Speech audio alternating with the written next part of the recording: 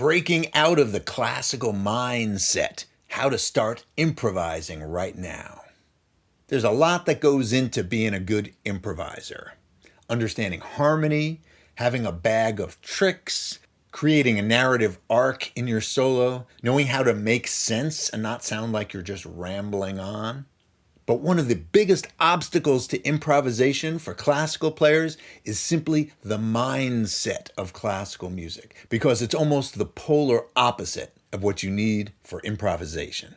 When you're improvising, you have to have a very different attitude towards mistakes, because if you're afraid of making mistakes, you're not going to play anything. And for us classical string players, we're striving for perfection and zero mistakes. So this is a hard adjustment. So how do we keep from being afraid of making those mistakes?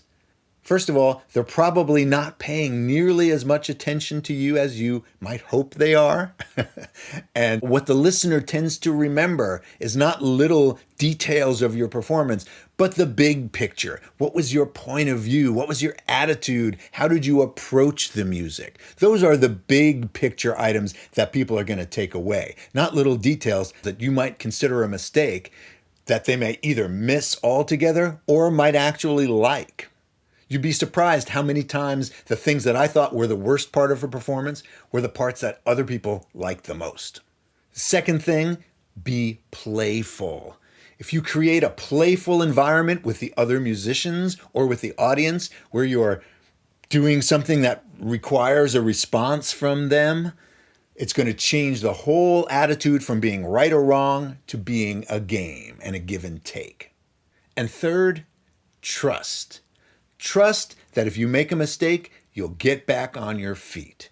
Look, we all walk every day, and sometimes we stumble, but we don't generally fall flat on our face. We catch ourselves, and we trust that we're going to be able to do that. If we're walking along and there's something that catches our foot, whatever, we roll with it.